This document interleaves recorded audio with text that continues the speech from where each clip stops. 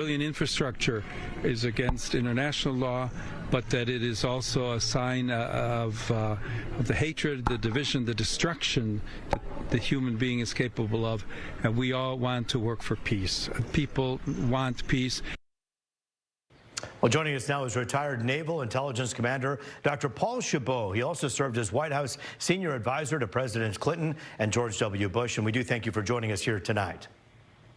Yeah, my pleasure. Good to be with you. If I talked to you 3 hours ago, it would be a much different conversation because we would be looking at a matter of time before an 8 o'clock deadline would strike and the world would wonder what would happen. Before you heard about what the president posted at 6:35, essentially agreeing to this pause, what was it that you expected to see happen at 8? Yeah, look, there was a lot of tension, not only in the United States, but across the globe. All eyes were on this. This had very traumatic, significant consequences for going forward.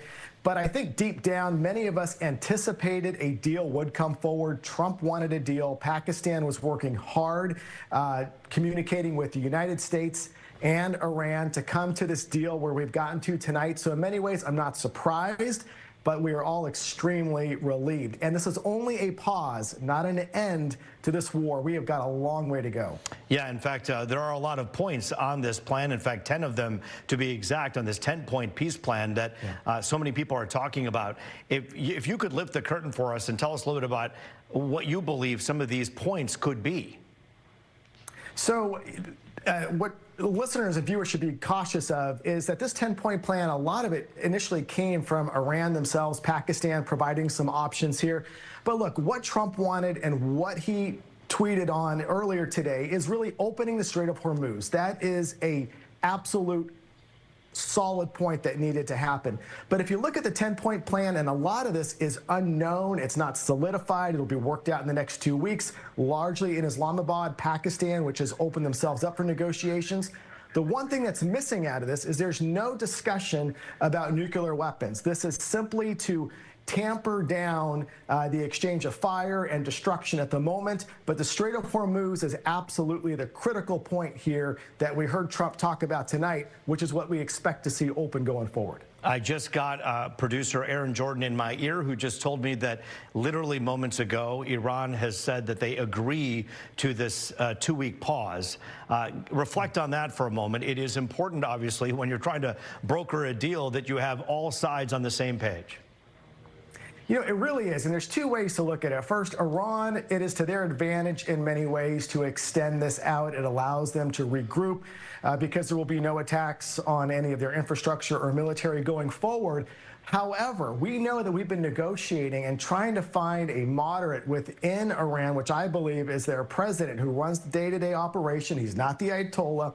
And so this creates an opening from a moderate perspective to work with Pakistan in communicating messages to build on this potential plan. It all begins with the Strait of Hormuz. If there's a single mine or a ship that's attacked, once this opens, everything comes crumbling down. What we got to pay attention to is what Trump will do if there is any attack on any ship in the Strait of Hormuz. And I think we've got a good idea where he would go with that based on his attacks today on Karg Island. So if you were to reverse engineer some of his messaging here, essentially he was putting forth a dire message that once we reach this particular part of the plan to open the Strait of Hormuz, if someone tries anything, all of those terrible thoughts that people had about wiping out so much of that country would come true. Is that accurate?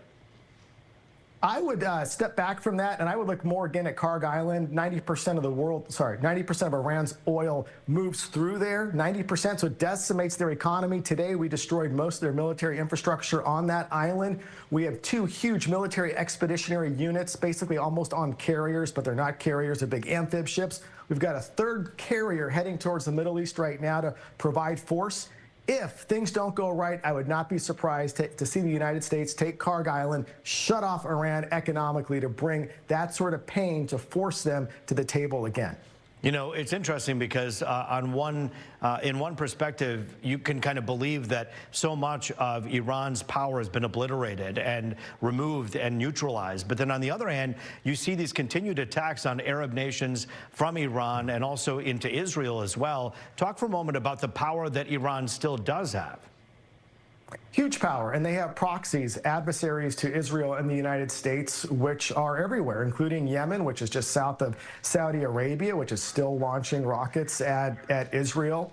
And going forward, when you look at this stand down, this cooling off period, we're going to do a lot of intelligence collection. We have our satellites. Just because we're not targeting doesn't mean we're not collecting information. What I would be cautious of is whoever we are working with in Iran, there's a potential, because the Iranian Guard, their National Guard, they're huge, and they do not like the United States, very hardcore against Israel and us.